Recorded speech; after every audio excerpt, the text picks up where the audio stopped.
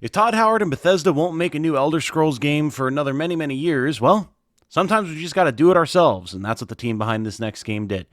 My name is Tom, otherwise known as Titanium Legman, and welcome back to the channel. Hello everyone. If you enjoy what I do, especially my coverage of new and upcoming games like Tainted Grail, The Fall of Avalon, as well as my turn-based strategy and regular strategy RPG fare, a like on this video and a subscription to the channel would be very much appreciated. Thank you so much.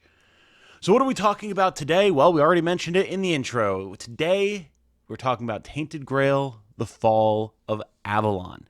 This is a very cool title I've been hearing about for the past couple of years, and I just recently was reached out to by the dev team at Awaken Realms with an offer to playtest the latest patch, the latest update of the game that is adding the entire second act to it a little bit ahead of time, and have my name as well as the name of all the other creators who take part added to the game, which is pretty awesome, so we can look out for that in the future. But what is Tainted Grail, The Fall of Avalon? Well, first of all, you should know that it is actually based on a board game. This is a board game that has been out for a fair bit of time, and everyone who came into my stream to tell me about this, because I did not actually know about this originally, says that the game is huge and very, very well received. It is a multiplayer survival horror fantasy sort of fare where you can either fight or use diplomacy to get past various different problems.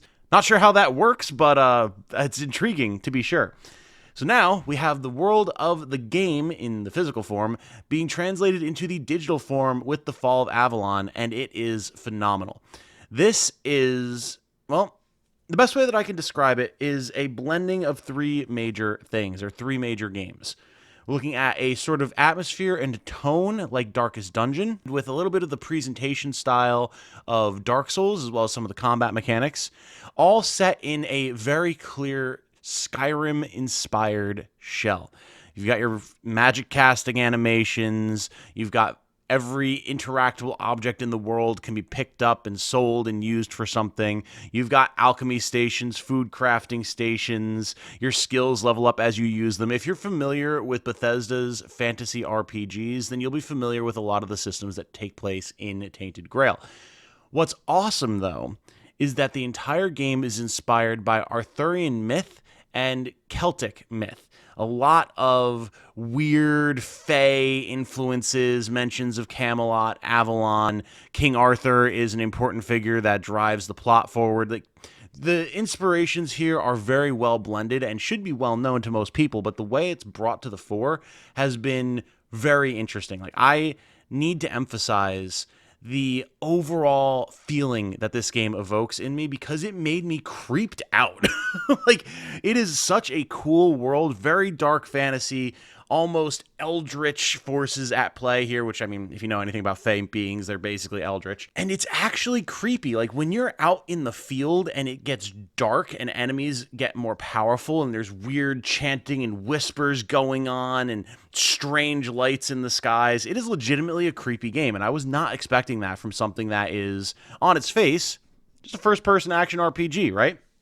But this game is weird and it has some legs. As far as the actual gameplay is concerned, it is extremely satisfying. It has been a long time since I played Skyrim, and obviously, like pretty much everyone else in the world, I played a lot of Skyrim, so I'm quite familiar with the way that it feels, and while it's fun, it's got a lot of that Bethesda clunkiness, right? It's slow, you're just slapping at the same enemy with a sword 15, 20 times to make sure that he finally goes down. Things run at you with very basic attack animations, occasionally a spell gets thrown in there for a little bit of variety, and then the actual cool stuff happens when, like, a dragon attacks, right? In Fall of Avalon, enemies are so much more dynamic. They don't take a lot of hits to kill unless it's a boss enemy, in which case things get way more intense. You also take a ton of damage from these enemies, so everything's a lot more frenetic, a lot more focused, and you have to be a lot more careful about what it is that you're doing. And as such, things like stamina, dodging, blocking, and parrying are all very important. And this is where that idea of some Souls-like influence comes from. The first enemy that I encountered in the asylum that you start the game in, a basic zombie, shocked me when it went from just shambling to full-out animalistic lunging at me and taking out a good third of my health with one attack because I failed to dodge in time because I was so shocked that it just leapt at me like that. In turn, I was able to fell it very quickly, but I mean, losing a third of your health to one attack from a basic zombie is nothing to joke about when you know that there's going to be multiple groups of enemies who wind up attacking you later in the game. You can see here in this footage that I was fighting a group of redcaps out in the forest, and there was a number of times that they were able to beat me until I figured out how to actually handle the group, do a little bit of crowd control, and pick them off one at a time. The gameplay in this game is so satisfying. Hits are chunky and feel strong. You're able to knock enemies down if you hit them hard enough. If you can deplete their stamina, they'll get stunned. You can take advantage of that. You have a slight dash to dodge side to side, back and forth, so there is a lot of player agency in the way that you're able to control the flow of combat, and that's before we even get into different weapon types, magic, etc., which, of course, all exist. I've already seen maces, short swords, long swords, hatchets, axes, throwing knives, bows, the wide range of fantasy weaponry that you would expect, all of which does feel different in different capacities, especially with different types of heavy attacks, charge attacks, things like that. And then, of course, you do also have magic. I've been playing a sort of battle mage in the run that I started on stream last night, if you're watching this on release, and it's been very satisfying, having a club or a sword in one hand, fireballs and other support spells in the left hand. It's been very fun. Pick away at enemies as they come towards you, then once they close to melee and start getting more aggressive, start dodging around, slapping things with a club, slapping things with a mace. It is very, very fun gameplay. And the game gets tough. Real tough. We'll talk about that in a second. As I mentioned, you have a wide array of crafting capabilities that you can start taking part in pretty much as soon as you start the game, with the ability to make health potions, mana potions, various different buff items that let you dodge more, make it so that you have maximum stamina for a period of time, etc., etc. A lot of different options available to you, and you can do the same thing with cooking. You'll unlock all sorts of recipes. All sorts of different food items will be valuable for healing, for different buff effects. It makes it very worthwhile to pick through all the various different items that you can find in the world to be able to make some stuff that's going to be beneficial for you, and then maybe have some stuff on hand to sell for some gold too. There's lots of hidden little quests and side paths and things. I already started one what seems to be long-spanning quest in the asylum when I picked up a note that was talking about a pregnant woman who had come to the asylum for treatment, only to find later that she did not survive. We won't get into exactly how. I'll let you find that for yourself. But now I have a quest step to just go and tell her husband, wherever he is in the world, track him down and decide if I want to let him know what happened or not. So I'm excited to see how that plays out. I've not yet found him. And of course, you're rewarded not just for your exploration in terms of finding other quests or items, but your stats are going to go up as well. You've got stealth, lockpicking, athletics, armor skills, magic skills, whether you're in combat, running around the world, stealthing, opening things, crafting things. There are stats and experience for everything. And it makes it very fun when you're just running around. It's like, oh, my athletics went up. Oh, I got new crafting ability. Oh, my enchanting is better. It's something that I've really missed from things like Skyrim or Oblivion, and it's nice to have it again here because you just constantly are getting that little dopamine hit of, yes, I've leveled up again. Perfect. Speaking of leveling, of course, there is some potential build crafting here as well, and I've already got some interesting things going on. You can increase your normal stats, your strength, endurance, agility, dexterity, yada, yada, yada, all that type of good stuff. And then you can also get perks, traits, things like that in the various different categories that are going to modify your character in various different ways. This seems fairly limited thus far, but again, the game is in early access. It's only just hitting its 0.7 release, so I imagine there'll be more stuff added over time. But even what's there right now looks like it could be very interesting. The ability to get mana back on kills with spells, or stagger enemies more easily, or for a proportion of the damage that you deal to them physically, they'll take as stamina damage, things like that, or of course, your big crit modifiers. The biggest one, though, that seems like it could be very interesting is you actually have traits that you can take that will increase the parry window timing if you're trying to parry an enemy attack. And that seems like it could be really good because parrying seems like it's really strong if you can actually manage to make it work, which I was not able to do. At first, my chat was thinking that the game might be bugged. Maybe the implementation for that system just isn't in play, but I don't think that's the case. I think the parry window timing is just super tight because the trait that you can take to increase your parry window timing increases it by 0.1 seconds. So yeah, very, very tight parry window timing. But seems like it could be really strong because then you get a free hit in, it damages the enemy's stamina, all that type of good stuff. So it seems like there's going to be some cool build crafting stuff going on just in your like traits and stats and everything, but then you're also able to find cool gear as soon as you get out into the world. Once we left Tutorial Island, one of the first things I found was a pair of boots that made it so that I got 2 gold every time I killed an enemy in the game. So I've been racking up money like crazy. I'm not taking those things off like ever unless I find something real crazy. But you can see how there's going to be some weird, funky effects on all sorts of different items that you find, which is going to make exploration really rewarding. I found a sneak attack sword. I found various different charisma boosting things, all that type of good stuff. Now, I mentioned it before, and we should bring it up again since we're talking about gameplay. The difficulty of Tainted Grail might be a little wonky, might need a little bit of tuning.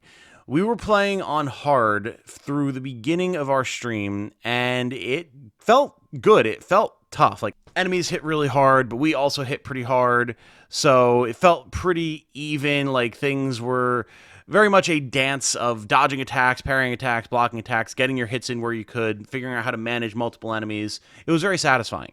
The issue is once we got out into the open world, it seems like the difficulty spiked to an insane degree. Suddenly, everything, and I do mean everything, was one-shotting me. Basic enemies, boss enemies, throwing knives, arrows, big sword swipes, like literally everything was just taking me out. And at first, I was concerned that this was an issue of having light armor on. You know, I was playing a mage, battle mage. What part of the mechanics of the game is that if you have heavier armor, your mana regens more slowly, it takes longer to cast spells, etc., etc. So I was wearing light stuff to keep my weight low to make sure that my spells had maximum efficiency. Cool. Makes sense. So I'm a glass cannon, whatever. As an experiment, though, I switched over to much heavier armor, and I was still getting one shot. And let me tell you, when you're trying to duel a boss enemy and they happen to toss a lazy throwing knife at you that just gently taps against your chest and immediately takes you from 100 to 0, it's a little odd. So we turned down the difficulty to normal, and it felt much better immediately. Enemies were slightly less tanky. I was actually able to survive a hit or two, and we were able to get back to that back and forth dodge, parry, block, get out of the way, get your attack in, hit them with a fireball while they're stunned, then jump in, hit them with a melee attack, bring their stamina down. Like, the back and forth felt much, much better there. So if you do play Tainted Grail for yourself, at least for now, I would highly recommend playing on normal. It's going to feel like a much more balanced experience. There are, of course, NPCs in the world, and honestly, I have to say, been very impressed with the voice acting thus far. Goddamn boat, unless I know where I'm going. Away from here, brother. Isn't that enough? If you wish. But since we're all here and we have some time to kill, it would be nice if you finally explained what the hell's going on. Every NPC that I've talked to has had a very good voice that suits the character, doesn't feel like they are playing a character. It feels very natural, and they all seem distinct from one another. There's a ton of voice dialogue. Everything but like 1 or 2 lines that I've encountered thus far have been fully voiced with associated animations. It's very impressive for what is nominally a like smaller game by a smaller studio, but that seems to have such a huge scope that they're actually living up to, which is very impressive. You have dialogue options. You can try to persuade and intimidate allies, enemies, get more information out of people. And there's a lot of really cool world building to be found if you take the time to actually talk to all of these characters. Most NPCs that you encounter in the world will be enemies, including human enemies, but you will occasionally come across outposts or even whole forts filled with friendly people who you can trade with, get quests from, etc. Even idle human enemies have a surprising amount of dialogue that you can listen in on if you happen to be sneaking up on them and get within earshot without aggroing them, talking about their plans for maybe raiding an encampment or a job that they're on where they had to string up some people as a warning and they're supposed to leave them there for 4 days. Otherwise, it's bad luck if they cut them down early. But like the one guy wants to get out of there because he's cold and he's like, well, don't you dare. And it's like, this is good dialogue. It's interesting. It, again, attributes to the world building. It feels very impressive for a game of this scope, and I'm really excited to see what else there is to see from just random human enemies like this. What can we learn? What can we see? It's going to be a fun time for sure. Finally, as far as the story and the overall world is concerned, I am extremely intrigued. I already mentioned that the game is creepy with its dark fantasy take on things like Arthurian myth, the influence of all sorts of Celtic and Fey mythology that obviously gets very creepy if you know anything about it. But just some of the landscapes and vistas that you come across very early in the game are very impressive and very much imply that things are not going to be okay for very long. From what we've heard, King Arthur has been dead for 600 years, but keeps being resurrected by the people of Camelot whenever things are really about to hit the fan to try and fix things. We're supposed to kill him, take Excalibur for some unknown purpose, for some unknown benefactor. It's like, how in the name of the Lord are we going to be able to pull that off? I have no idea. I'm extremely excited to see where the story goes. From what I understand, there's like 20 to 40 hours of content currently in the game, as there is the prologue, which is basically the tutorial where you create your character. Then there's Act 1 and Act 2, which is what's being added with the 0.7 release. Both acts having 10 to 20 hours of content apiece, per the words of the studio. So there's a good chunk of stuff that you can check out here. The game is currently on sale on Steam for 25% off. I'll have a link to it in the description. I'm not sponsored by the devs or anything. They just gave me a key, and I thought the game was impressive, so I suggest that you check it out. And it's got phenomenal ratings thus far on Steam and everywhere else that I've looked. There are some performance issues. Keep that in mind. I have the game installed on my SSD now. I had it on my hard drive when I was streaming, and the SSD has definitely made improvements, but the game is not fully optimized yet. There's a lot of artifacting visually. There's definitely some frame stuttering when maybe some loading is happening for different assets, or like a new spell is being cast, things like that. And there has definitely been frame drops when I've been fighting in areas with dense foliage against multiple enemies. But it's an early access game. Those are things that I would expect to get hammered out by the time of the full release. It's just fair that I warn you about it going in. You never know how these things are going to turn out with an early access title. With that said, I highly recommend Tainted Grail, The Fall of Avalon. I'm definitely going to be keeping my eye on this one. I'll probably play some more of it, if not on stream, at least in my own time. But if it's something that you would like to see more of from me, then do let me know in the comments below. As there are more updates to the game, I'll definitely be keeping you all informed about it. It is 150% my jam, even if it is not a strategy title. And I think there's going to be a lot of you out there who enjoy it as well. With all that said, I'm going to wrap this one up here. My name has been Tom, otherwise known as Titanium Legman. I hope you all have a good night. Stay safe and healthy out there. And remember, be good to each other. Bye now.